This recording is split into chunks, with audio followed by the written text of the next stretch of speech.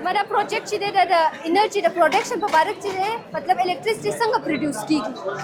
د دې چې دی زموږ سره 3 ویوز دي مطلب 3 طریقې د شپای کې موږ الکتریسټي پروډیوس کولی شو یو چې دی هغه وایډ انرژي نه موږ پروډیوس کولی شو یو د سولر انرژي نه یو چې دی د واټر انرژي نه کولی شو د واټر انرژي نه موږ داسې کولی شو د دې پروسس دا دی چې موږ یو ډیم کنسټرکټ کړی پای کې چې دی زموږ سره اوبه سټور دي کله چې دا اوبه موږ الاف کړو د های پوټنشن د لو پوټنشن ته لاړ شي په دې کې چې د انرژي د یو فارم نه بل فارم ته کنورټ شي کله چې لو پوټنشل ته لاړ شي دې خوا ته موږ ټرباینز لګولي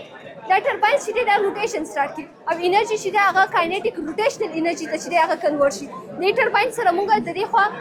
د جنریټر کې شیفټس لګولي دا شیفټس او د دې ټرباین د روټیشن د وجې چې دی په جنریټرز کې چې کوم میګنټس دي هغه مطلب روټیشن سٹارټ کوي دا روټیشن د وجې چې زموږ سره الکتریسټي پروډیوس شي هغه بیا موږ پاور سټیشنز کې چې هغه سٹور کړو د پاور سټیشن بیا موږ های میگا واټ ټاور د چې هغه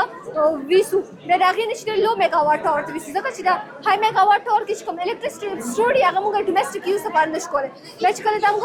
لو دی لو ټاور ته بوزو دا بیا زموږ ډومېسټیک یوز لپاره راتلی شي موږ سکولز هاسپټلز په دې کې موږ خپل هاوسز په دې کې یوز کولی شو او هینډ میډ برسلټس زه تیاروم په خپل لاس باندې دا تاسو کتلی شئ دا هینډ میډ برسلټس دي او بل دا چې زموږ سره چې کوم ګلاسز والا بینګلز دي نو هغه چې دی هغه زموږ کوم سسټرز دي یا مدرز دي هغوی چې واچوي نو هغوی له لاس افیکټ کوي او زخم کوي والا هغه د ون یوز دپاره او دا د سره سسټینیبل دي او د لانګ ټرم دپاره یوز دپاره دي بل دا چې دا ماتېږي نه او دا ډېر ارامدی نو دې سره هیلث افیکټ هم نه لکه هیلث هم نه افیکټ کېږي او بل زموږ سوسایټي چې کوم ګلاسز وغیره چې ګزار شي په ځمکه باندې نو هغوی ته هم لکه انسانانو ته ډېر نقصان رسېدو او بل دا چې دا موږ لانچ کو ځکه چې دا هر چا سره هر پروډکټ دي خو دا دې سپیشلی موږ په هینډ میډ لکه تیارو او دا د پښتنو کلچر هم ریپرزینټ کوي او خلک امبرایډري او د لاسو کار ډېر زیات خوښوي او کوم فارن کسان چې راځي هغوی هم دا خوښوي ډېر زیات او سپیشلی اخلي د نغري غاړه چې دا زموږ یو انسټیټیوشن و په څه زمانه کې او دلته کې موږ زده کړې کولې مشران به د کشران نه زده کړې کولې او کشران به د مشران نه زده کړې کولې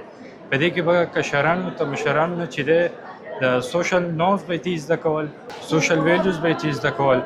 او مشران به د کشران په مخ کې فیصلې کولې او کشران به ته هغې فیصلو ته به یې کتل او بیا په نوي زمانه کې چې د کشران مشران کیږي نو دوی به دغه فیصلې کولې